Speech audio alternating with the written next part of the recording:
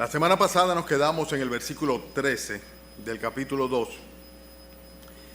y vamos a arrancar precisamente desde ahí. Capítulo 2, versículo 13 hasta el final del capítulo 3. ¿Ya tienen sus Biblias?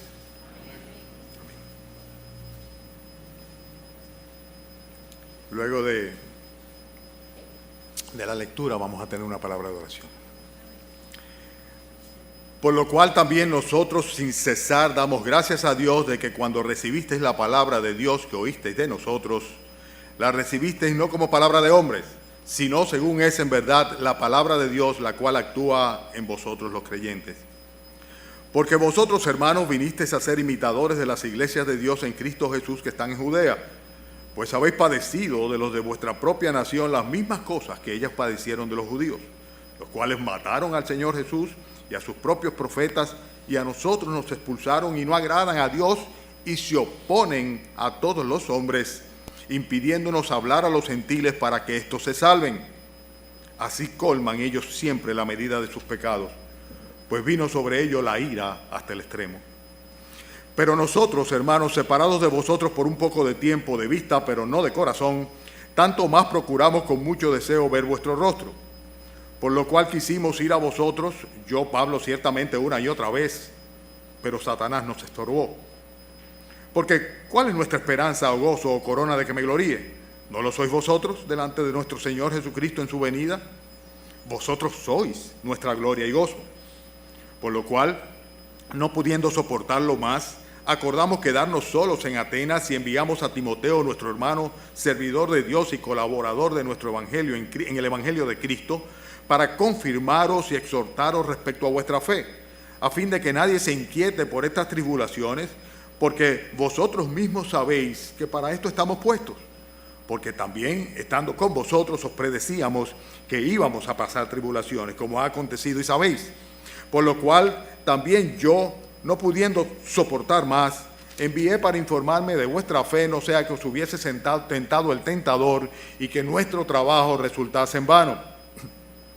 Pero cuando Timoteo volvió de vosotros a nosotros y nos dio buenas noticias de vuestra fe y amor, y que siempre nos recordáis con cariño, deseando vernos, como también nosotros a vosotros, por ello, hermanos, en medio de toda nuestra necesidad y aflicción, fuimos consolados de vosotros por medio de vuestra fe, porque ahora vivimos si vosotros estáis firmes en el Señor. Por lo cual, ¿qué acción de gracias podemos dar a Dios por vosotros, por todo el gozo con que nos gozamos a causa de vosotros delante de nuestro Dios, orando de noche y de día con gran insistencia, para que veamos vuestro rostro y completemos lo que falte a vuestra fe? Mas el mismo Dios y Padre nuestro y nuestro Señor Jesucristo dirija nuestro camino a vosotros, y el Señor os haga crecer y abundar en amor unos para con otros y para con todos, como también lo hacemos nosotros para con vosotros, para que sean afirmados vuestros corazones irreprensibles en santidad delante de Dios nuestro Padre, en la venida de nuestro Señor Jesucristo con todos sus santos. Vamos a orar, hermano. Padre, oramos a ti, Señor, agradecidos por esta oportunidad que tenemos de aprender de tu palabra, y no solo aprender de ella, Señor, sino apropiarnos de ella.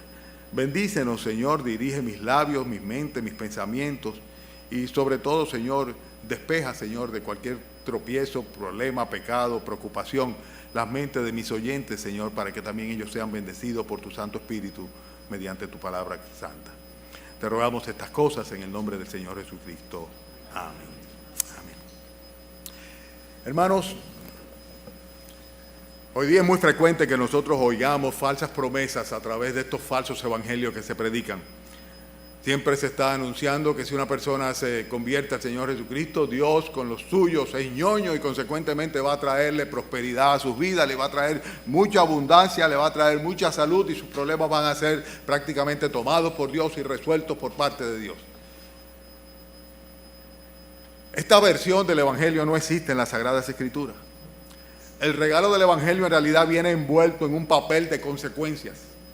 Y no solamente eso, hermanos, sino que la medicina contra el pecado que se constituye el Evangelio, sin lugar a duda que tiene efectos secundarios, y estos efectos secundarios no son ni bonanza, ni prosperidad, ni abundancia, ni mucho menos. Por lo menos no es lo que vemos nosotros en las Sagradas Escrituras.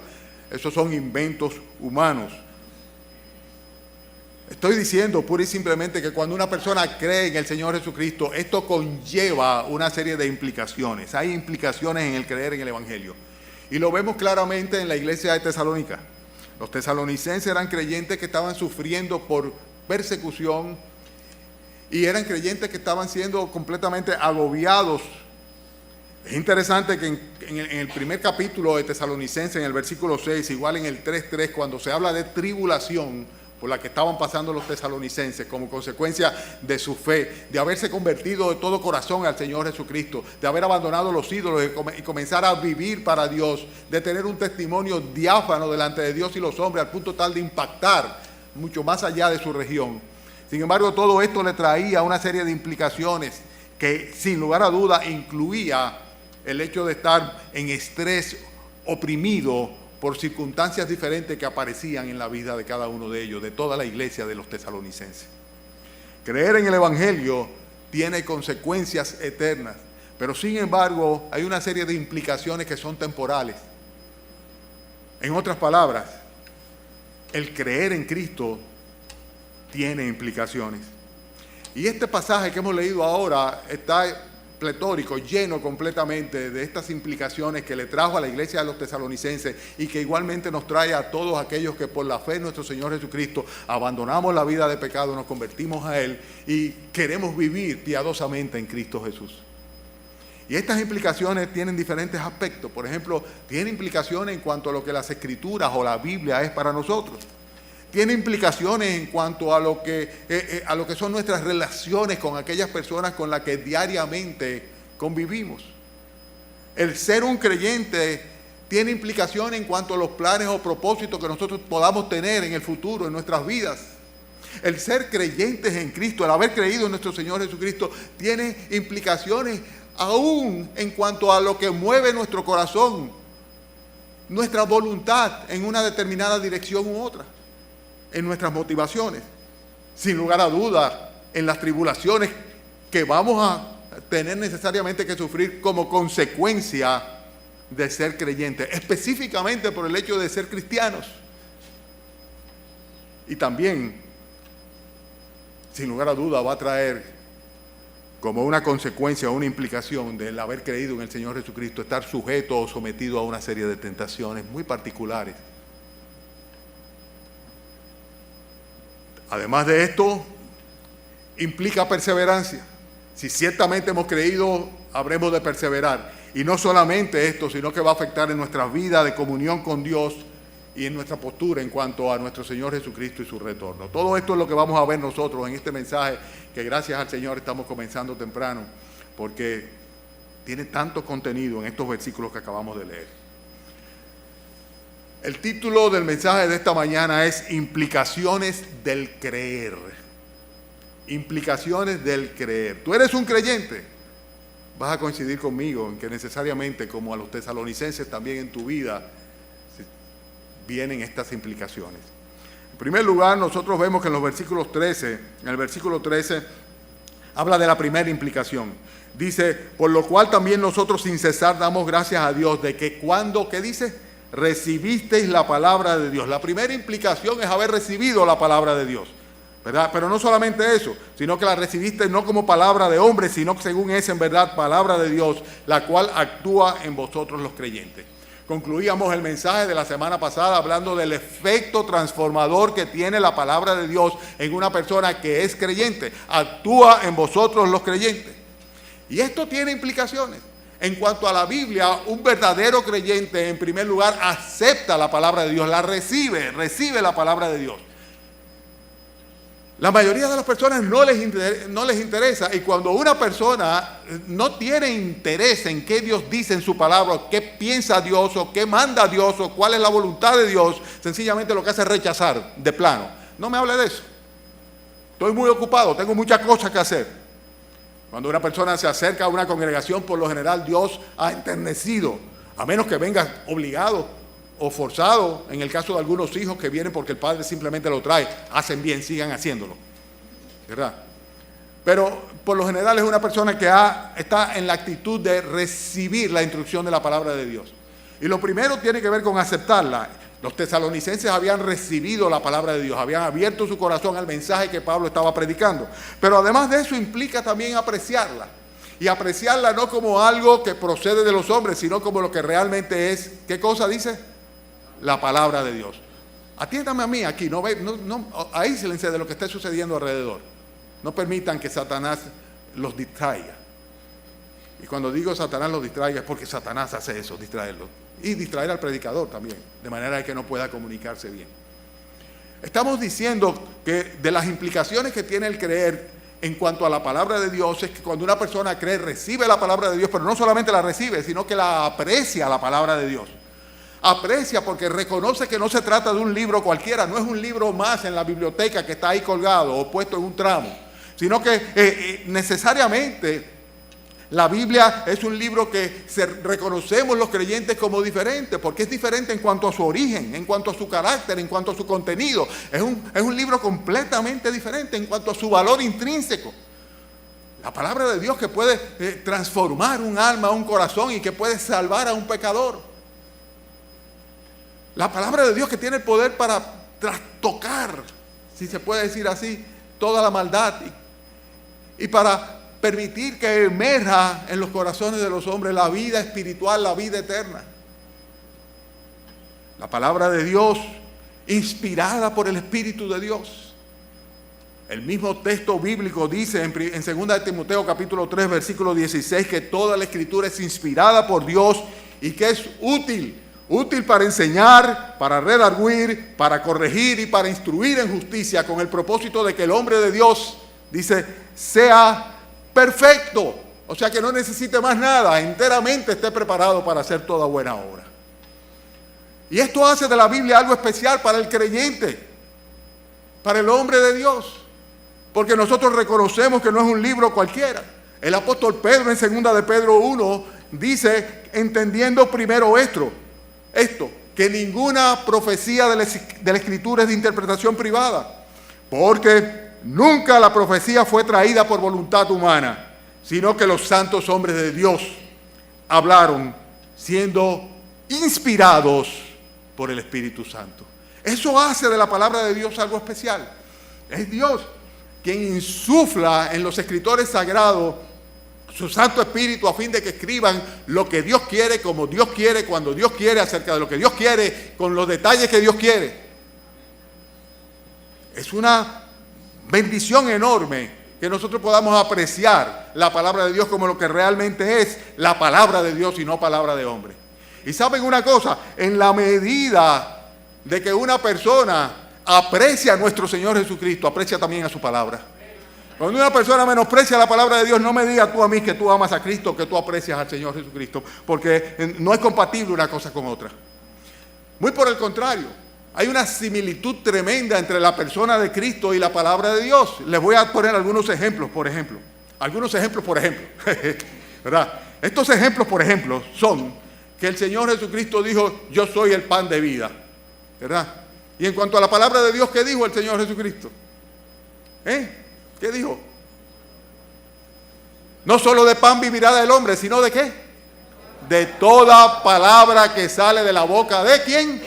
Del Señor. ¿Están lentos ustedes? O sea, que la palabra que sale de la boca del Señor, la palabra de Dios y nuestro Señor Jesucristo son pan, son alimento para nosotros. El Señor Jesucristo dijo, yo soy la luz del mundo, ¿verdad? ¿Y qué dice el salmista? Lámpara es a mis pies tu palabra y lumbrera mi camino. La palabra de Dios es la luz para el mundo. Jesucristo es la luz del mundo. Es una misma cosa. La palabra de Dios es la verdad. ¿Y qué dijo el Señor Jesucristo? Yo soy el camino y la verdad y la vida, y nadie viene al Padre si no es por mí. Y Cristo dijo, tu palabra, Padre, es verdad. Consecuentemente, así como para ti es importante este libro, así también es de importante nuestro Señor Jesucristo. Las implicaciones del creer implica, en cuanto a la palabra de Dios, sin lugar a duda aceptarla o recibirla. Pero no solamente recibirla, sino apreciarla. Pero no solamente apreciarla, sino apropiarse de la palabra de Dios. Y esto es importante, Porque el apóstol Pablo utiliza en este versículo que nosotros leímos, el versículo 13, la palabra recibir. Recibisteis la palabra de Dios que oísteis de nosotros, la recibisteis no como palabra de hombre. ¿Tienen sus Biblias? ¿Están pendientes? Este recibisteis del principio y el recibisteis segundo que aparece en el mismo versículo son dos palabras completamente diferentes. En el primero de los casos significa aceptar, o recibir como aceptar. Pero en el segundo de los casos significa darle la bienvenida. O sea, no solamente aceptarla, sino darle la bienvenida, regocijarse por tenerla delante y abrirse hacia ella. En un caso se trata simplemente de escuchar, o sea, de que el sonido llegue a la oreja. Pero en el otro caso significa que no solamente escucho, sino que además de ello me apropio de la enseñanza y la recibo y la pongo en mi corazón. Y cuando una persona es un creyente verdadero, el haber creído implica el hecho de que acepta la palabra de Dios, aprecia la palabra de Dios y además de esto se apropia de la palabra de Dios absolutamente. Hermanos, el Señor Jesucristo varias veces advirtió en cuanto a la manera como nosotros debemos oír la palabra de Dios. Por ejemplo, en Marcos capítulo 4, versículo 24 dice, mirad pues lo que oís. Pero es interesante que en Lucas 8, 18 dice, mirad por tanto cómo oís. No lo que oís solamente, que lo dijo el Señor Jesucristo, en caso de Marcos capítulo 4, versículo 24, sino Lucas 8, 18 dice, mirad pues cómo oís. Los creyentes de Tesalónica eran hermanos que no solamente escucharon la palabra de Dios, sino que la tomaron para sí, se apropiaron de ella, la clavaron en el centro de su corazón, y esto produjo ese fruto tan grande en una sociedad completamente pagana, impía, politeísta, al punto tal de que el testimonio de ellos trascendía mucho más allá de sus propias fronteras. Nosotros nos apropiamos de la palabra de Dios cuando la comprendemos, la recibimos en nuestros corazones, y si además de esto, como debe ser, meditamos sobre ella, eso va a formar nuestro carácter, va a transformar nuestra mente, va a actuar en nuestro hombre interior, va a hacer que nosotros seamos personas distintas, cada vez más semejantes a nuestro Señor Jesucristo. Y eso es apropiarse de la palabra de Dios. Una de las implicaciones que tiene el haber creído, hermanos, es la actitud que tenemos hacia la palabra de Dios. La aceptamos los creyentes, la apreciamos y nos apropiamos de la palabra de Dios, pero no solamente eso, sino que también la aplicamos en nuestras vidas. En cuanto a la palabra de Dios, el creer implica apropiarse de la palabra de Dios, aplicar la palabra de Dios. Fíjense cómo dice el texto, qué bonito, versículo 13. Si no, dice, la recibiste no como palabra de hombre, sino según es en verdad palabra de Dios. ¿Qué dice luego, al final? La cual actúa en nosotros. Es que la Biblia tiene un poder increíble. Tiene el poder no solamente de llevar a un pecador a los pies de Cristo arrepentido, sino que tiene el poder de transformar nuestras mentes, nuestros corazones, mover nuestras actitudes, saciar nuestras necesidades, calmar nuestras ansiedades, impulsar nuestras acciones. ¿Qué poder tiene la palabra de Dios? Cuando aplicamos la palabra de Dios dentro de nosotros, se convierte en una tremenda fuente de energía que nos hace capaz de sobrepasar los tiempos de prueba y tribulación. Cuando una persona está en tribulación, normalmente nosotros llegamos a ellos y tratamos de consolarle y decirle alguna palabra de consolación. Hay veces que no hay palabra de consolación que quepa. Pero un versículo bíblico siempre eficaz, siempre es eficaz, siempre es eficaz. No hay consolación que se compare a un pasaje de la Escritura, a un versículo bíblico, a la palabra del Dios mismo. Y eso es aplicar la palabra de Dios. Si nosotros aplicamos la palabra de Dios en nuestros corazones, nos vamos a apropiar de ellas en nuestra mente y en consecuencia nosotros vamos a ser movidos en nuestra voluntad y somos en consecuencia controlados por la palabra de Dios, y Él entonces nos permitirá a través del influjo de su palabra sobrepasar la crisis, la tribulación, la prueba y darnos la victoria. Hermanos, estoy en el primer punto de 9. El segundo de ellos, estamos hablando de qué cosas, ¿se recuerdan? Implicaciones del creer.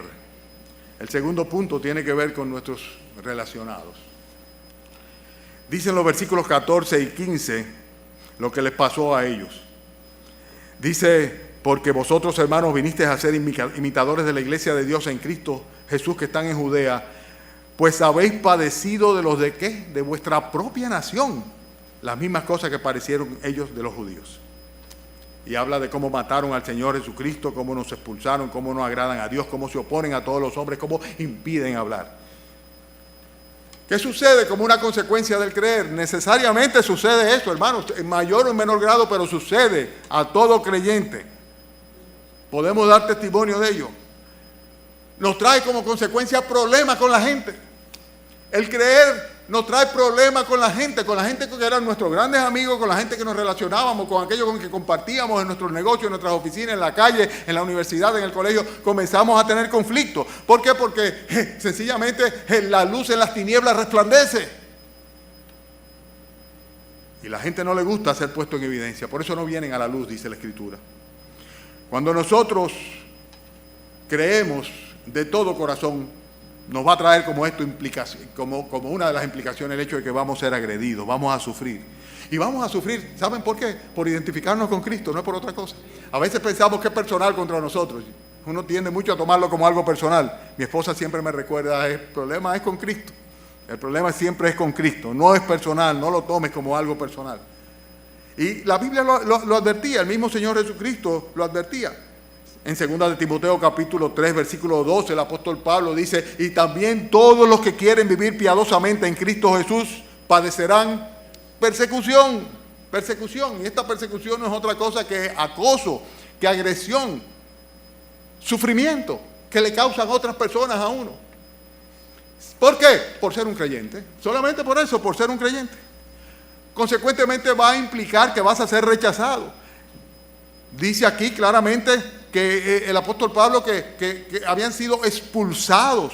Dice, aquellos que habían matado al Señor Jesucristo, aquellos judíos, dice también, los expulsaron de la sinagoga. Los expulsaban, los rechazaban. Aquellos que eran correligionarios, de un momento a otro dicen, no, contigo no queremos nada, véteme de aquí. Y te hacen el fo, como solemos decir. Y además de esto, aquel que es creyente termina sufriendo una oposición que viene como consecuencia del deseo que tiene de salvar las almas para Cristo. La iglesia de Tesalonicenses se vio en la misma situación que se habían visto los de Judea. Que había una oposición tremenda para que los apóstoles se callaran la boca y por eso los metían en la cárcel, por eso los amenazaban, etcétera, etcétera. ¿Con qué propósito?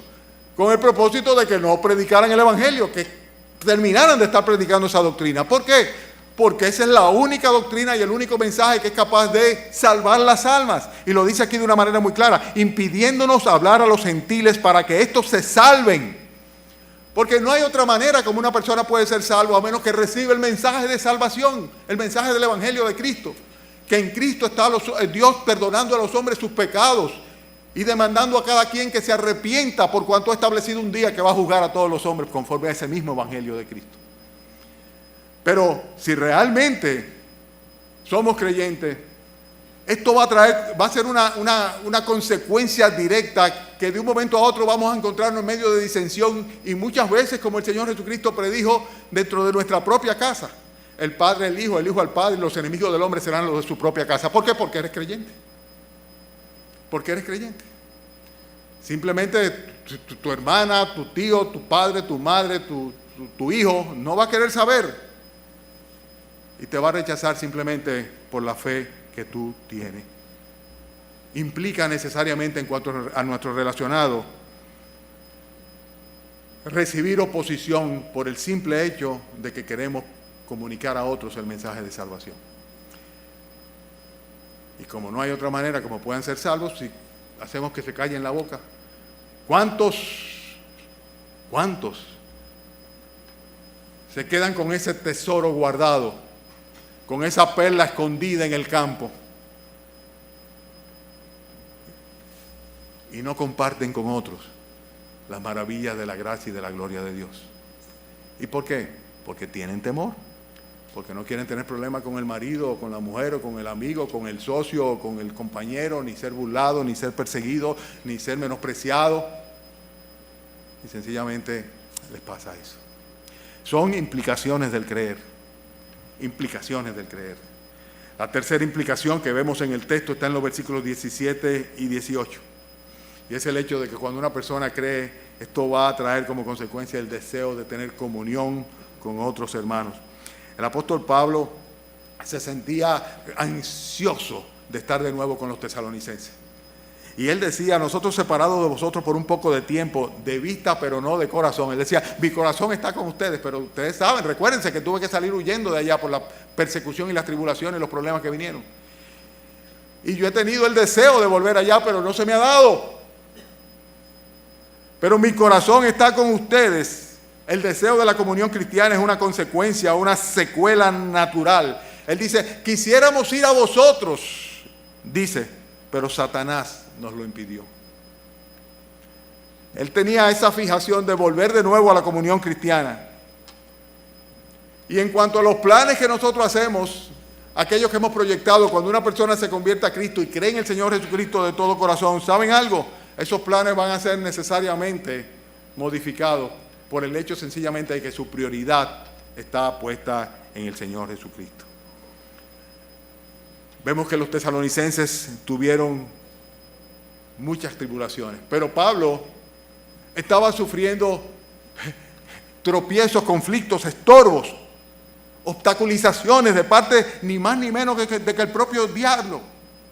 Y la imagen aquí es la imagen de un camino como aquellos que resultaron de la tormenta ahora del ciclón en Haití, que dice el ministro de Obras Públicas dominicano, dice que dejaron los caminos comunicados, porque realmente estaban interrumpidos completamente. Era imposible, absolutamente imposible que pudieran nadie llegar hasta esos lugares porque sencillamente no había camino. Y eso era exactamente lo que el apóstol Pablo está tratando de comunicar acá. A pesar de que quisimos ir a vosotros, yo, Pablo, ciertamente una y otra vez, dice, pero Satanás puso obstáculos, destruyó el camino, puso impedimentos una vez y otra vez. ¿Cómo lo hizo? No detalla. ¿En qué consistieron estos impedimentos? No detalla. Pero el hecho es que Pablo no hacía lo que quería. Y sencillamente los planes de él estaban condicionados a la decisión de Dios y a su propia condición, que muchas veces venía como resultado del ataque que tenía de parte del adversario. Cuando una persona se convierte al Señor Jesucristo, tiene que entender lo que va a recibir oposición. Y esa oposición viene de alguien que se llama el adversario. Ese es el nombre de Satanás. Satanás significa adversario. O sea, contrario. Contrario. Y va a tratar de cortarte las alas. Te va a poner por delante todo tipo de condiciones, situaciones o tropiezos para que lo que tú quisieras en tu corazón hacer, lo que tú quisieras proponerte como meta delante del Señor, no sea un hecho en tu vida. Lo bloquee de todas maneras. Y esto viene como consecuencia de ser creyente. Los impíos, como dice el salmista, viven desahogadamente. Parecería que tienen el mundo a sus pies. La única diferencia es que al final, dice el salmista, cuando yo entré en la casa de Dios comprendí cuál va a ser el fin de ellos. Pero el creyente necesariamente va a tener que condicionar sus planes a la voluntad de Dios y a la guianza del Espíritu Santo. Cuando una persona cree en el Señor Jesucristo, aún sus motivaciones son tocadas completamente. El apóstol Pablo en el versículo 19 dice, ¿cuál es nuestra esperanza o gozo o corona de que me gloríe? ¿No lo sois vosotros delante de nuestro Señor Jesucristo en su venida? Versículo 20, ¿qué dice? Vosotros sois nuestra gloria y gozo. Una de las implicaciones del creer es precisamente que nuestras motivaciones, la razón de ser por la cual nosotros sentimos, hacemos una determinada cosa, es completamente disparo, distinta a la del resto del mundo. Hacemos las cosas sencillamente porque tenemos una esperanza. Él dice, ¿cuál es mi esperanza? O gozo o corona. Hacemos las cosas, ¿saben por qué? Porque nos gozamos en la obra de Dios, en verla avanzar, en ver la iglesia del Señor producir fruto y el reino de Dios desarrollarse, crecer. Hacemos la cosa con la motivación de que esperamos no una recompensa terrenal, no una compensación ahora, sino una recompensa celestial. Y él lo dice. Ustedes tesalonicenses, yo estoy loco por estar con ustedes, voy a parafrasear un poco, ¿verdad? porque sencillamente ustedes, aunque estamos separados por un poco de tiempo, dicen, mi corazón es como si estuviéramos pegaditos, juntitos todo el tiempo. Y lo que pasa es que ustedes son realmente nuestra esperanza, nuestra corona y nuestro gozo. El día que el Señor Jesucristo venga a buscar a su iglesia, dice, ustedes son el motivo de nuestra gloria y de nuestro gozo. En otras palabras, la labor hecha por el apóstol Pablo, llevando el evangelio y velando por las almas de los tesalonicenses, es lo que iba a traer como consecuencia una recompensa para él. Y eso era lo que satisfacía la aspiración del apóstol Pablo y motivaba a su obrar, porque como bien dice él, no tuvo ningún interés pecuniario, económico, ni de ningún otro tipo. Ni de ningún otro tipo. Más adelante va a decir él, porque no deben atesorar los hijos para los padres, sino los padres para los hijos, y por eso él se entregaba absolutamente. Hermanos, creer implica que tenemos que tener motivaciones, o como motivación, la esperanza de Dios, la gloria de Dios, y además de esto, la recompensa que el propio Señor nos dará y no otra cosa. ¿Ya se cansaron? No falta nada, nada más faltan unos cuantos puntitos. La mitad del mensaje.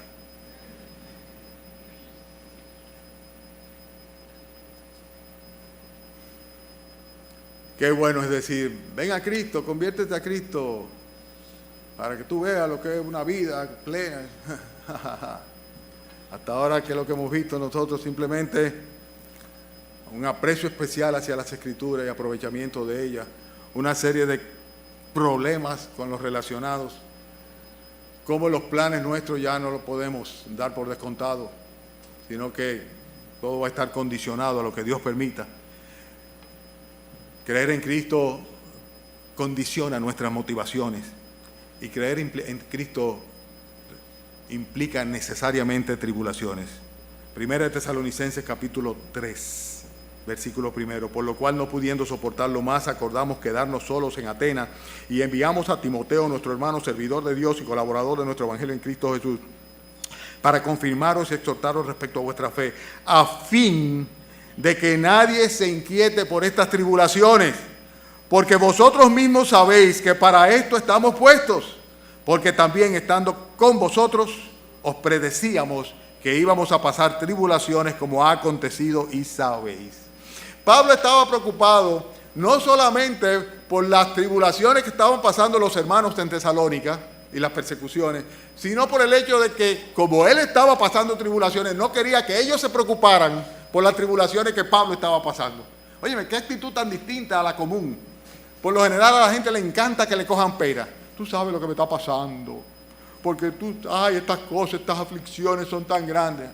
Ay, no me digas, ay. Pablo no.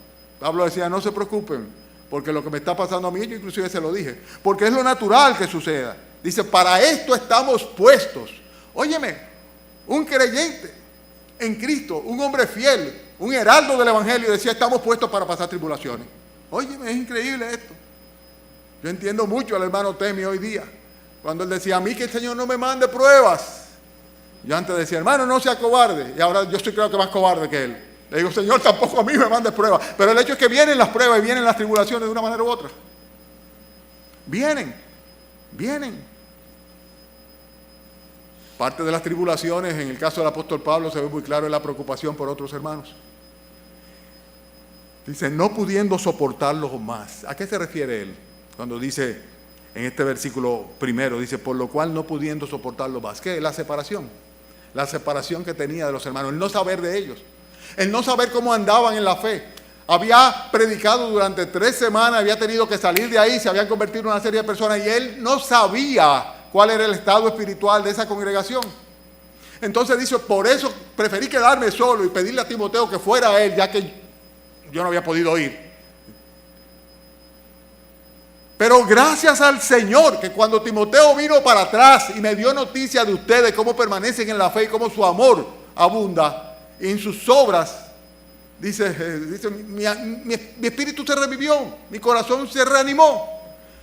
Pero es interesante el hecho de que parte de las tribulaciones de Pablo era su preocupación por los demás. Como dice él, ¿quién sufre y yo no sufro? ¿A quién se le pone tropiezo y yo no me indigno?, decía el apóstol Pablo. Porque cuando una persona es creyente, le importa lo que le pase a sus hermanos. Atiéndame. Cuando una persona es creyente, le importa lo que le pase a sus hermanos.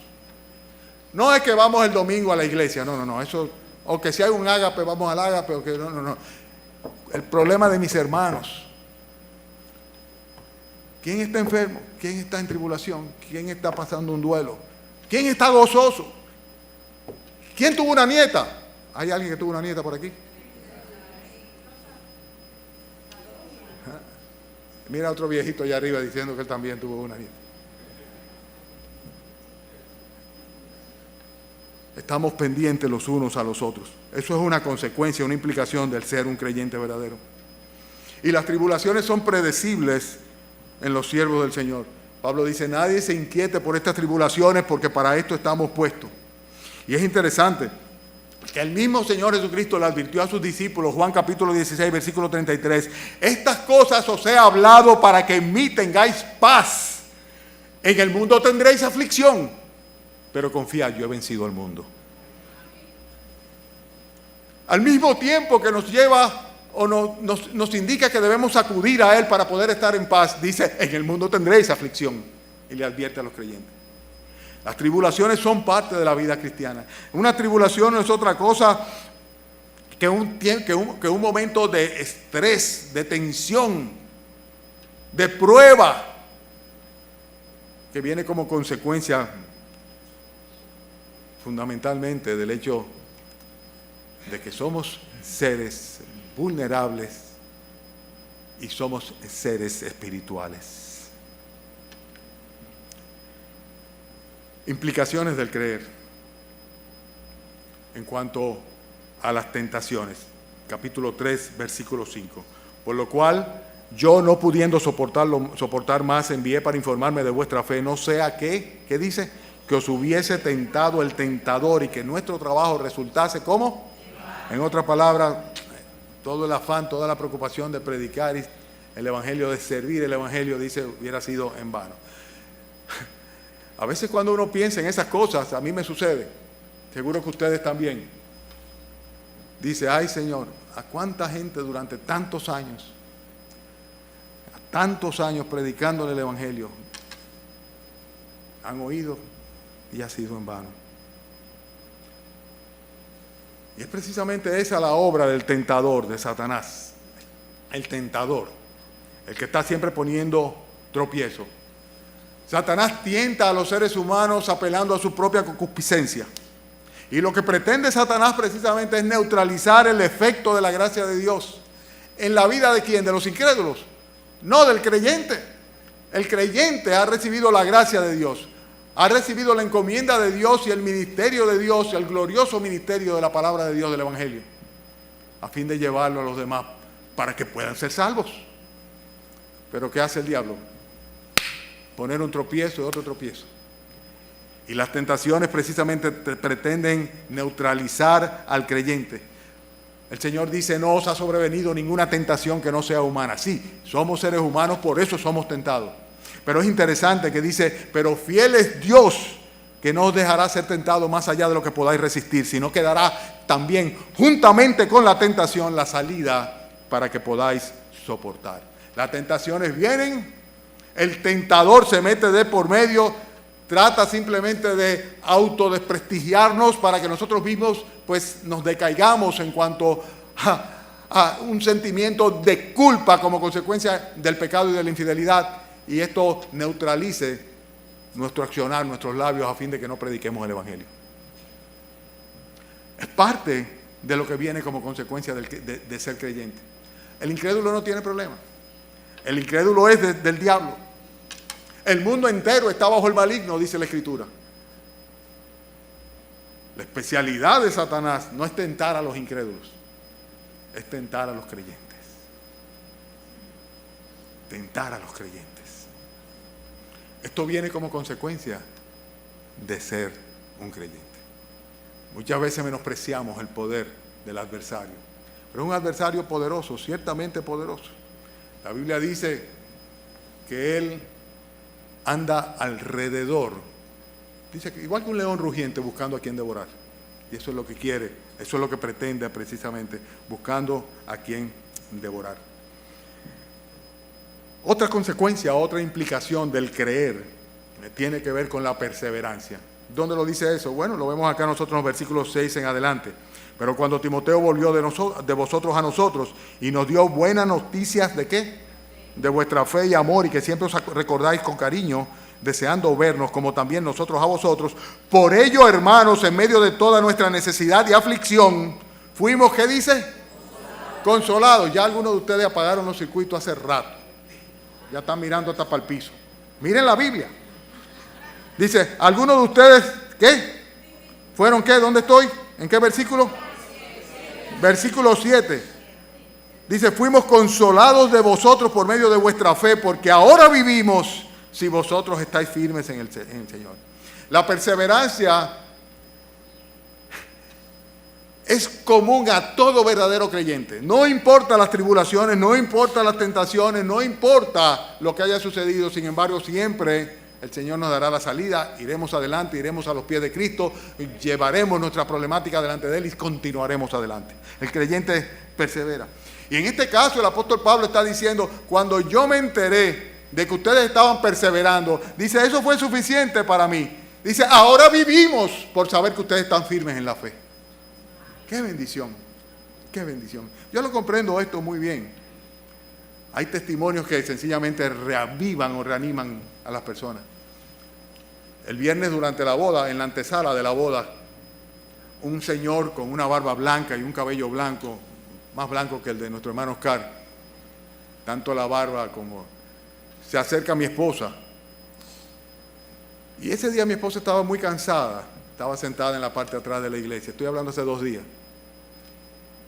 Y se acerca a mi esposa y le dice, usted no sabe lo que significó para mí el que usted fuera mi profesora de escuela dominical. Yo de una vez así lo miré a él y vi a mi mujer y dije, tiene que estar equivocado. Este viejito tiene que estar equivocado. Y comenzó a decirle cómo las clases de escuela dominical que hace 35 años él escuchó de los labios de mi esposa habían sido el motor que durante toda su vida le había guiado, le había inclinado al servicio a Dios. En su actualidad él es un siervo fiel en la iglesia de la cual es parte. Y mi esposa no podía creerlo y yo tampoco. Pero yo he recibido testimonios como ese muchas veces, de hermanos que tal vez hace 30 años, o hace 20 años, o hace 15 años. ¿Usted se acuerda, pastor, cuando usted predicó sobre tal cosa en la iglesia que usted fue? Que ese día yo entregué mi corazón a Cristo, o ese día yo llegué. ¿Cómo alienta eso? ¿Cómo anima eso? La perseverancia de los santos. Cuando uno se da cuenta de que hay muchos que defectan, pero hay otros, los que son ordenados por el Señor para la vida eterna, que perseveran y permanecen. El apóstol Pablo está diciendo acá que una de las consecuencias de haber creído en el Señor Jesucristo no era solamente que había puesto su corazón en pro hacia los hermanos de Tesalonicenses, sino que la fidelidad y la constancia en la fe de los hermanos de Tesalonicenses se convertían en un aliciente poderoso para él, al punto tal que él decía, no importa la tribulación que estoy pasando, cuando supe que ustedes andan bien en la fe, dice, ahora vivimos. Ahora tenemos vida, ahora estamos contentos, ahora estamos gozosos. Qué bendición tan grande, qué testimonio tan tremendo. Cuando un creyente permanece fiel en el Señor, está evidenciando que es un verdadero creyente. Y esto llena de gozo a los siervos del Señor Jesucristo. Ya estoy concluyendo, hermanos. Hay 2 implicaciones adicionales a las cuales hace el texto referencia, en los versículos 9 y 10. En el versículo 9 dice, por lo cual, ¿qué acción de gracia podemos dar a Dios por vosotros? En el versículo 10 dice, orando de noche y de día, con gran insistencia, para que vamos a vuestro rostro y completemos lo que falta a vuestra fe. Tiene que ver las implicaciones en cuanto a la oración, la vida de oración. El apóstol Pablo habla aquí de que la perseverancia de los santos es motivo de gozo y como consecuencia un motivo de acción de gracia. Y es así. Cuando tú ves que una persona que tú le serviste el Evangelio, respondió al Evangelio, tomó la palabra de Dios para sí, la apreció, la aplicó a su vida, esa persona comienza a crecer, a madurar, a servir. Qué gozo tremendo produce en nuestros corazones, pero qué acción de gracia se elevan a Dios, porque a la larga sabemos que es Él que lo hace todo.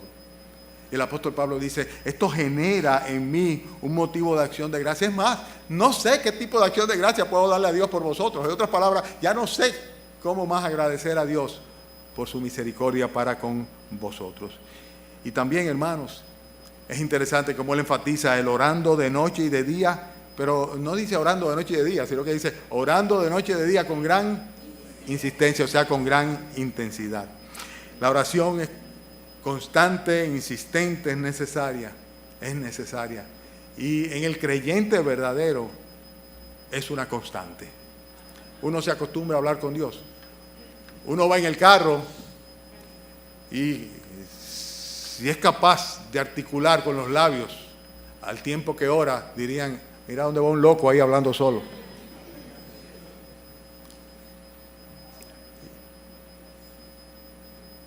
Y desde que nos levantamos antes de erigirnos al lado del lecho de la cama, sentados en ella decimos, Señor, gracias por este día. Señor, nos encomendamos a tu gracia. Señor, no tomes en cuenta nuestra falta, antes bien líbranos del mal. Y esto se repite a lo largo de todo el día de una manera constante. Eso es una implicación del creer. El incrédulo no hace eso. El incrédulo puede echarte un rezo, ¿verdad? En un momento dado. Y si se lo sabe de memoria, mejor, ¿verdad? Pero no hace esto. Pero una de las implicaciones de creer es esto. El verdadero creyente se aboca a una vida de oración constante.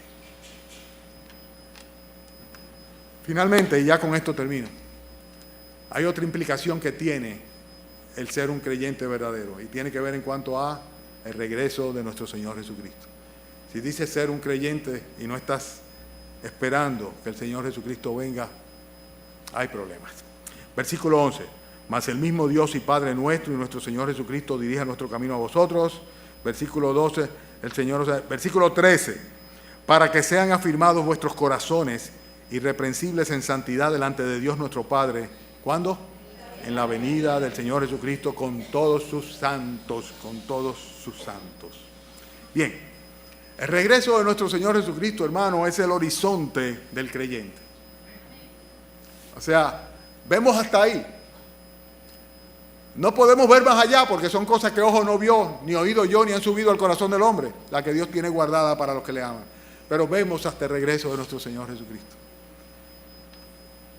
Y consecuentemente es hacia allá que vamos.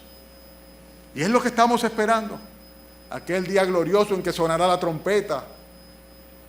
Aquel día en que los muertos en Cristo resucitarán primero y luego nosotros seremos transformados. Pero qué interesante que también se constituye en la especie de meta en nuestro peregrinar por el mundo. O sea, caminamos hacia allá y hasta allá precisamente. Esta es la razón para que nosotros andemos en una vida con integridad. El hecho de que nosotros estamos expectantes de que el Señor Jesucristo va a venir en cualquier momento. Y consecuentemente queremos que nos encuentre como aquel siervo fiel y prudente. Como aquellas vírgenes sensatas que estaban esperando la venida de su Señor. La venida de nuestro Señor Jesucristo es el estímulo que tenemos que tener nosotros los creyentes para santificarnos, para consagrarnos a Él. Como dice el apóstol Pablo aquí, para que sean afirmados vuestros corazones irreprensibles en santidad. Santidad no es otra cosa que en consagración. Irreprensibles en santidad delante de Dios en la venida de nuestro Señor Jesucristo con todos sus santos. Una de las implicaciones de ser creyente es la esperanza bienaventurada que tenemos del regreso de nuestro gran Dios y Salvador, nuestro Señor Jesucristo. Y ¿saben una cosa? Que pasaría desapercibido, pero al final del versículo, el versículo 13 dice, en la venida del Señor Jesucristo, ¿con quién? Con todos sus santos, con todos los creyentes. Los creyentes vivos esperando que el Señor venga con los creyentes que ya están con Él, para juntarnos con Él y así estar por siempre con el Señor. Eso es una consecuencia de haber creído. Hermanos, el ser creyente tiene implicaciones de diferentes naturalezas. Y este pasaje glorioso